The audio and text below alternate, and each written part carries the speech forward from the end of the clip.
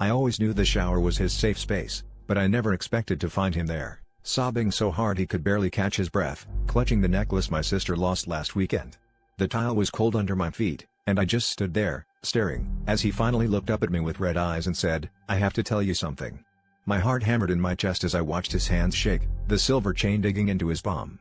I didn't even have time to ask what was wrong before the words tumbled out and shattered everything. 3 days ago, while I was working late, he and my sister disappeared.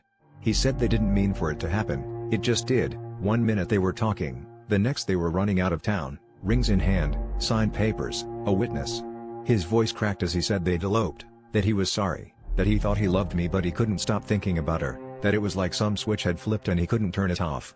I felt like I was watching a movie, except every word was a knife. My sister, my own blood, and the man I thought I'd spend my life with. I screamed at him, threw whatever I could find, but nothing landed as hard as the truth. He begged me not to hate him, said he was lost and scared and that she made him feel alive in a way I never could. I wanted to hate them both, but all I could feel was this huge, aching emptiness, like the floor had dropped out from under my life. My phone started buzzing with texts from my sister, but I couldn't bring myself to answer. What do you say to someone who's stolen everything from you? Later, when I finally managed to open her message, it wasn't an apology or an explanation.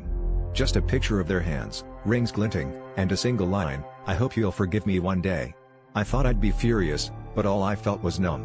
That's when it hit me. Maybe I'd been holding on to a relationship that was already dying, pretending I was happy because I was afraid of being alone. The betrayal hurt, but the real shock was realizing I'd ignored all the signs, just so I wouldn't have to face myself.